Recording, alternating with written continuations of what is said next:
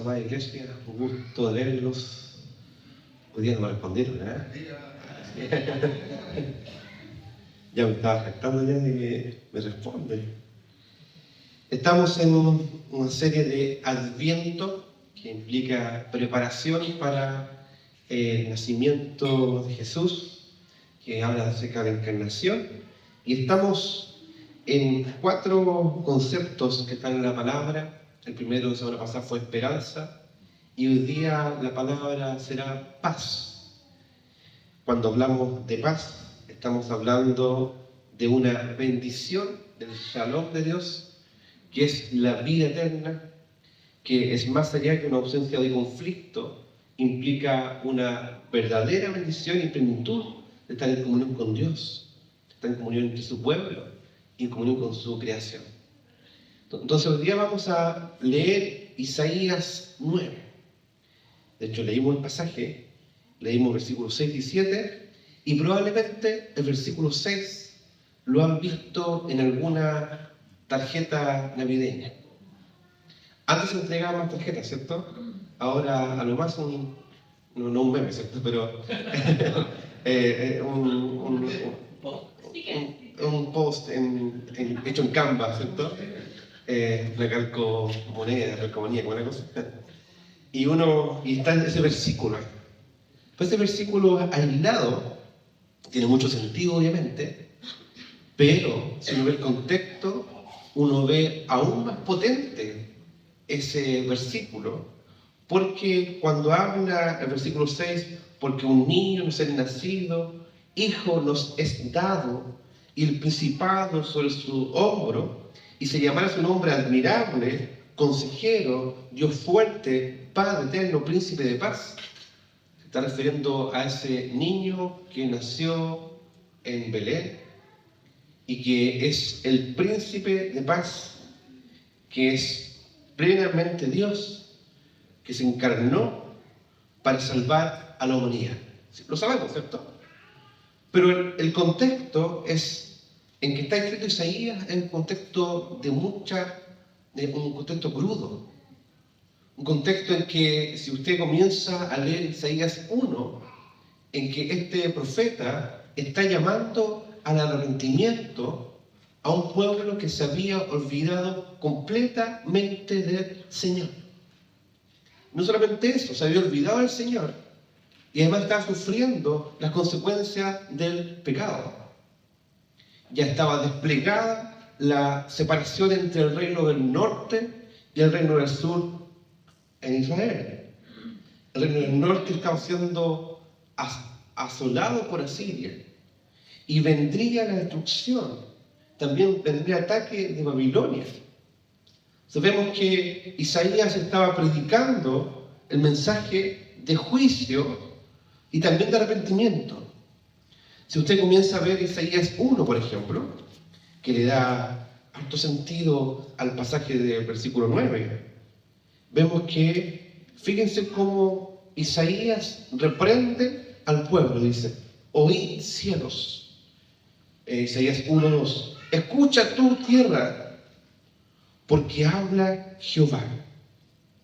Fíjense con el dolor que escribe Isaías, expresando una ilustración. Dice: crié hijos y los engrandecí, y ellos se rebelaron contra mí.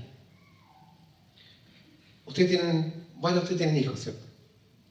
Dice: crié hijos. Y uno ve a los pequeñitos y ve cómo crecen, cómo uno los alimenta, los cuida, los protege. De manera imperfecta, obviamente. Pero vemos que el Señor, el Padre Celestial, crió a su pueblo de manera perfecta. Los engrandeció, los colmó de bendiciones. Y estos hijos que fueron criados, amados, engrandecidos, bendecidos, ellos se rebelaron contra mí. ¿Se dan cuenta lo crudo que es el relato? Después da otro ejemplo de la naturaleza, ejemplo incluso de animales, de gente que cría animales. Dice: el buey El buey conoce a su dueño y el asno el pesebre de su señor. O sea, por muy buey y por muy asno que sea, el buey conoce a su dueño y el asno vuelve al pesebre del Señor. Y fíjense cómo Dios, por medio de Isaías, exhorta al pueblo, dice: Israel no entiende. Mi pueblo no tiene conocimiento. ¿Se dan cuenta de lo crudo que es? Que un padre que había criado está experimentando la rebelión, siendo un padre bueno y perfecto, que llenó de bendiciones a su pueblo, experimentó la rebelión de su pueblo. Dice: ni aun el buey se porta de esa forma, ni aun el asno se porta de esta forma. Y el versículo 4 dice: oh gente pecadora, pueblo cargado de mal, generación de malignos, hijos depravados, dejaron a Jehová, provocaron a ira al Santo de Israel, se volvieron atrás. ¿Por qué querréis ser castigados aún? ¿Todavía os rebelaréis? Y ahí expresa, describe la condición espiritual del pueblo de Israel. Dice: toda cabeza está enferma y todo corazón está doliente. Desde la planta del pie hasta la cabeza no hay en él cosa sana. Fíjense lo que está describiendo: sino herida, hinchazón y podrida llaga. No están curadas, ni vendadas, ni suavizadas con aceite. Da el ejemplo del cuerpo humano, ¿cierto? Y ahí da el ejemplo ahora de lo externo. Vuestra tierra está destruida, vuestras ciudades puestas a fuego, vuestra tierra delante de vosotros comida por extranjeros, y han sido asolados como asolamiento de extraño. Y queda un remanente, la hija de Sión, enramada en viña, y como cabaña en melonar, como ciudad asolada. Si Jehová, fíjense la misericordia del Señor, de los ejércitos, fíjense cómo describe al Señor, no nos hubiese dejado un resto pequeño, como Sodoma fuéramos, y semejantes a Gomorra. ¿Se dan cuenta el contraste? ¿Se dan cuenta que el pasaje dulce, pero además poderoso, de Navidad, del nacimiento de Jesús, de Isaías 9, 6 y 7, es un contraste al contexto que está viviendo el pueblo de Israel? Y les pregunto, ¿el pueblo de Israel está viviendo la plenitud? ¿Está viviendo la bendición del Señor? ¿Está viviendo el shalom de Dios? ¿La paz de Dios? ¿Está disfrutando la comunión con Dios, con su pueblo y con la creación? Respóndame, por favor. No, ¿cierto? No está disfrutando esto. ¿Por qué? Porque Dios es un Dios injusto, un Dios que no es bondadoso, un Dios malo. Respóndame, por favor. No. ¿Por qué? Precisamente por causa y por consecuencia de su propio pecado y rebeldía.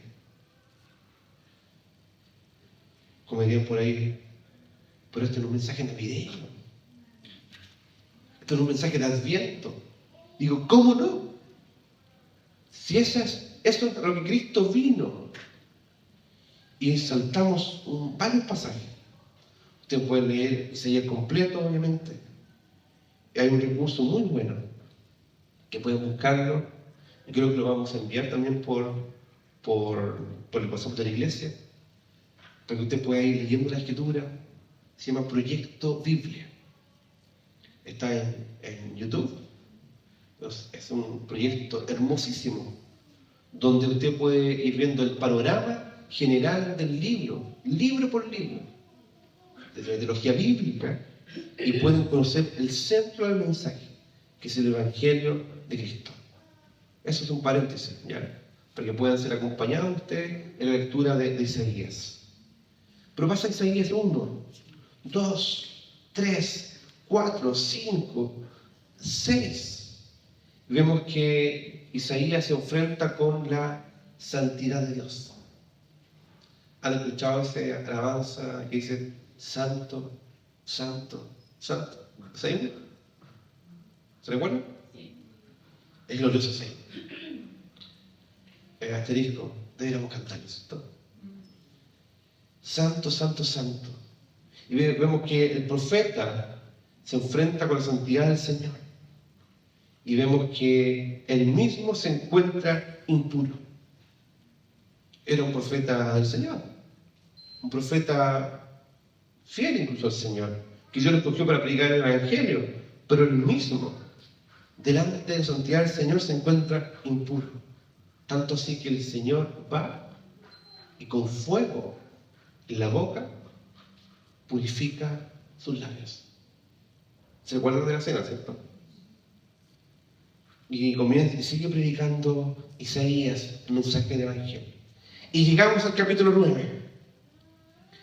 Si usted ve el versículo 1, ¿podría Isaías 9, versículo 1 en su Biblia? O mostrarlo acá, Isaías 9, 1. Fíjense cómo comienza. Fíjense cómo comienza y empieza el profeta a ilustrar lo que está viviendo este pueblo. Isaías 9:1, si es posible ponerlo.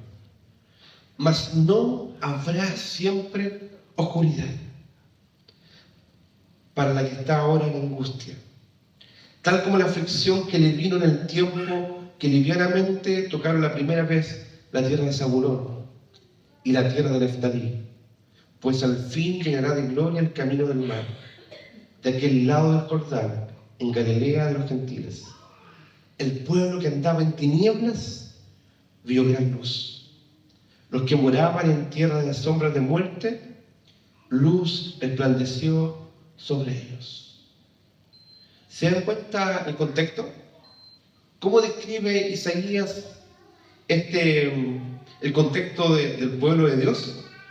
Dice que había oscuridad, había angustia, había aflicción, había desolación, había tinieblas y había sombra de muerte. Eso usted podría anotar o subrayar esas palabras. Uno sigue el versículo 1 y 2, vemos que hay oscuridad, angustia, aflicción, tinieblas, sombra de muerte. 5 aspectos. Angustia es lo que vivimos por dentro.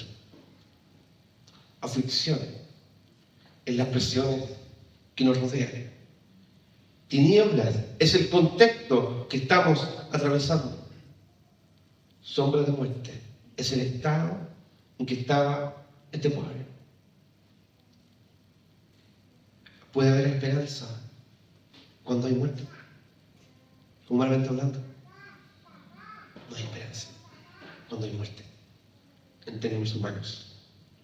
Uno puede decir, ¿sabes qué? Detrás de complejidad va a haber luz. A veces al principio dice, no, después de las tinieblas hay luz, ¿cierto? Después de las tinieblas hay luz. Pero cuando estamos ya acostumbrados a vivir esta tiniebla, y pasa un rato, y otro rato, pasan semanas, se pasan días y días, digo, aquí parece que no hay esperanza. Le pregunto, ¿alguna vez en su vida ha experimentado que va pasando por un valle oscuro? ¿Sí? Y usted avanza y dice, y esto, el paisaje no cambia. Y usted avanza y dice, si tú estás en la U, dice, no veo por dónde que salga de la U. Usted es un trabajo, no veo por dónde que encuentre trabajo. Si hay problemas familiares, no veo por dónde que encuentre solución a a este problema. Si hay problemas de finanzas, que no veo por dónde, que no veo por dónde que podamos salir de esto. ¿Ha estado alguna vez usted ahí? Cosas externas, pero también una angustia interna. Que decimos, Señor, ¿hasta cuándo? ¿Hasta cuándo, Señor? A veces como reclamo y a veces como una oración humilde y sencilla. Señor, ¿hasta cuándo? Lo bueno es que Isaías describe en profundidad el contexto de este pueblo. Pero dice, mas no habrá siempre esto. No siempre habrá oscuridad, no siempre habrá angustia, no siempre habrá dolor, aflicción, tinieblas, sombras de muerte. Dice, porque el pueblo que andaba en tinieblas, que era la situación de este pueblo, vio gran luz. Vio gran luz. Los que moraban en tierra de sombra de muerte, luz resplandeció sobre ellos. Fíjense cómo empieza a cambiar el panorama. Van caminando, llevan años sin esperanza, en dolor, en aflicción, y empieza a cambiar el panorama. Empieza a reverdecer el pasto que estaba seco. Empieza a haber agua y vida abundante. Empieza a ser refrescado este pueblo. Y tal vez una expresión bien sublime y real, ese valle que estaba lleno de huesos secos, ¿se recuerdan? Y secos en gran manera, comienzan a ser levantados por la obra poderosa, misericordiosa del Señor. Y es lo mismo que está pasando aquí Isaías, este profeta. Dice, el pueblo que andaba solamente en tiniebla comenzó a ver gran luz. ¿Se dan cuenta de esa imagen? Alguien caminando, acostumbrado ya en desolación a ver tinieblas, empieza a ver que empieza a salir un sol de justicia. Empieza a ver un calor y luz. No sé si alguna vez has estado acampando en un lugar, en una carpa no de muy buena calidad, y no vieron el tiempo, y el tiempo no estuvo muy bueno, y comenzó a llover, y la carpa empezó a hacer aguas, y se preguntará a ese Señor, por favor, que pare la tormenta, que haya luz, que sea de día y que haya sol pronto. Y en el momento de la vida es que esa carpa no resiste. Y las tinieblas siguen. Dice, ¿hasta cuándo, Señor? Pero acá vemos cómo empieza a cambiar el panorama. Versículo 1 y 2, vemos la realidad de aflicción de este pueblo. Versículo 3 y 4 y 5. Fíjense lo que empieza a pasar.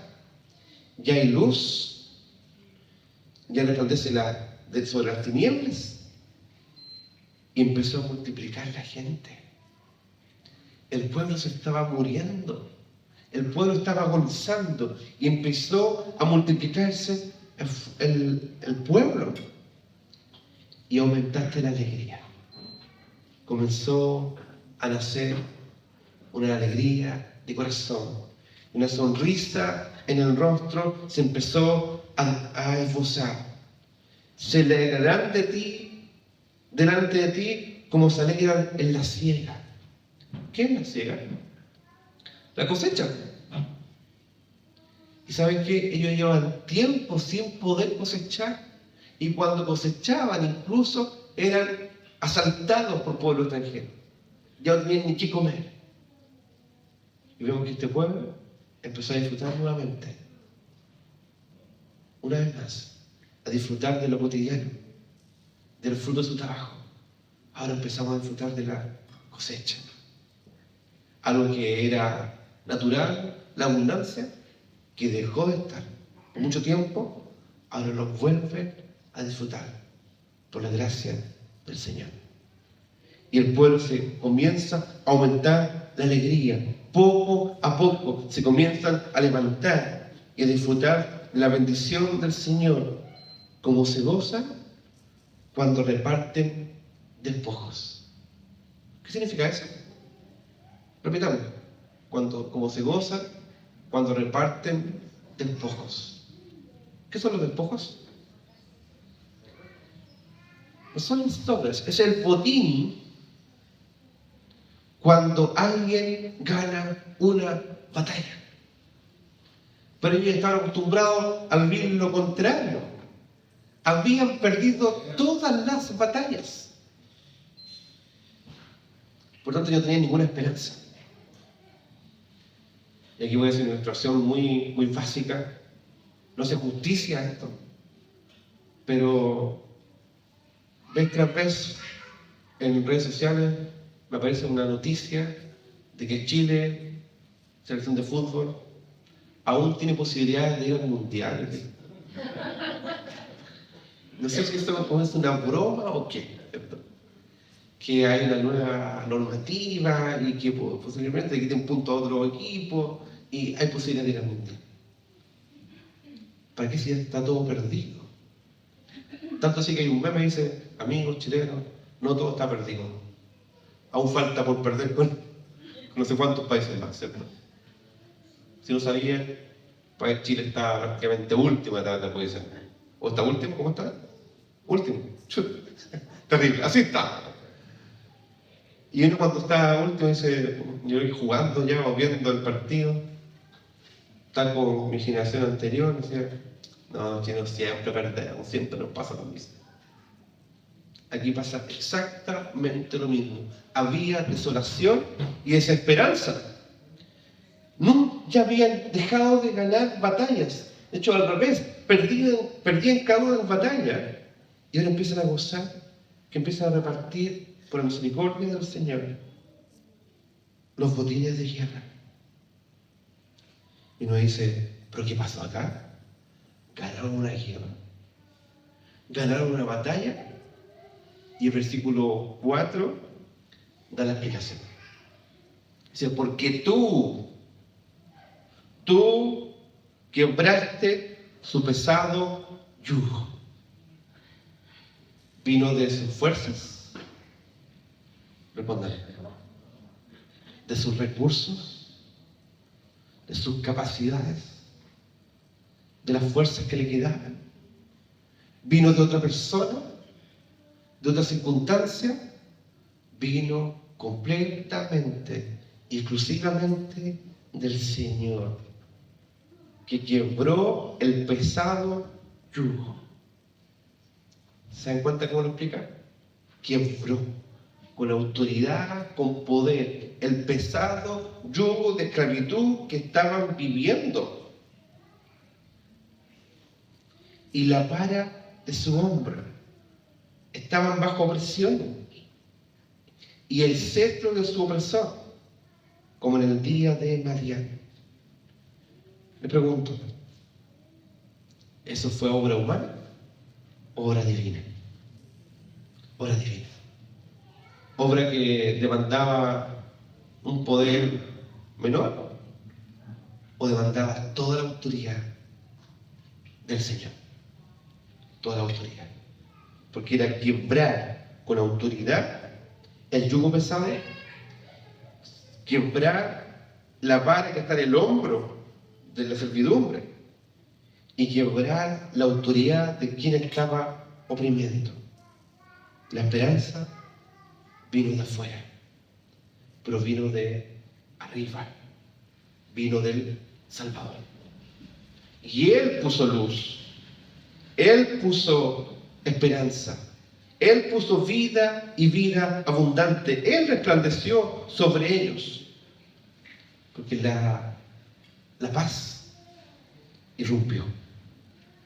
A veces la paz pensamos que es un tema solamente de quietud, ¿cierto? Déjame en paz, ¿cierto? Déjame tranquilo, han dicho. ¿Han dicho una vez eso? quiero estar en paz, en quietud. Pero la paz del Señor es mucho más que eso. La paz del Señor irrumpe con poder y autoridad para romper todo yugo de opresión, para romper toda tiniebla, para romper toda oscuridad y para dar vida y luz en valle de sombra o de muerte. ¿Siente que va por el valle? Al comienzo del valle, en la mitad del valle, dice el siguiente, ¿cuánto dura este valle? Y Dios dice, Jehová es mi luz y mi salvación. Aunque ande en valle de sombra de muerte, no temeré. Y tú eres mi paz, Señor. Y en paz me acostaré y así mismo dormiré, porque solo tú, Jehová, me haces vivir confiado. Y escuchamos las palabras de Jesús, mi paz les dejo, mi paz les doy, pero no se las doy como un gran mundo. Les doy otro tipo de paz. Pero no teman, no tengan miedo, yo estoy con ustedes. Y la paz del Señor, que sobrepasa todo entendimiento, guardará vuestros corazones, sus pensamientos, en Cristo Jesús. Se dan cuenta que el Señor les habla de paz cada día. Y es una paz que no está en las circunstancias, no está ni siquiera en ustedes mismos, ustedes no la pueden producir. Una paz que viene de afuera, que viene de arriba, viene de lo alto, viene de la obra de redención, viene de la promesa del Evangelio, viene de un Mesías prometido, que vino, que se encarnó y que viene pronto. ¿Cierto? Viene pronto. Ya inauguró su reino y lo viene a consumar. Nosotros intentando, si siente que está en un valle de sombra de muerte, la victoria ya está. Y no hablo de pequeñas circunstancias, pero también te digo, el Señor arrasa, incluso por sobre esas pequeñas circunstancias. Porque lo grande, Él ya lo hizo. Porque todo calzado que lleva el guerrero en el tumulto de batalla y todo manto revolcado en sangre, fíjense cómo lo describe. Estaban acostumbrados a perder, acostumbrados a llevar sangre y dolor. Todo eso será quemado. Pasto del fuego. Y uno dice, ¿por qué? Y te explica. Y viene el mensaje verdadero de la verdad.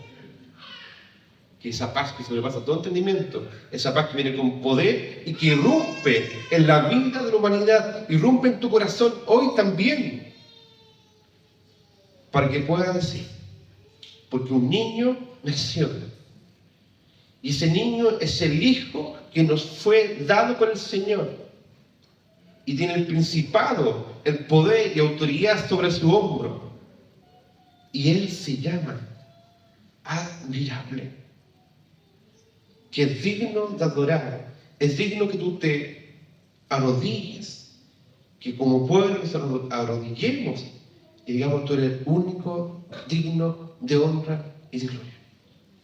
Es el consejero, es el único digno de ser obedecido por su palabra, fiel y verdadera. Dios fuerte, único digno de ser confiado, porque ha demostrado que viene a arrasar con su poder el poder del Evangelio sobre el pecado, sobre la muerte, sobre el mundo, sobre el diablo, sobre las tinieblas. Y es nuestro Padre eterno. Es el príncipe de paz. ¿Te digo algo? Ese reino viene arrasando lo dilatado de su imperio.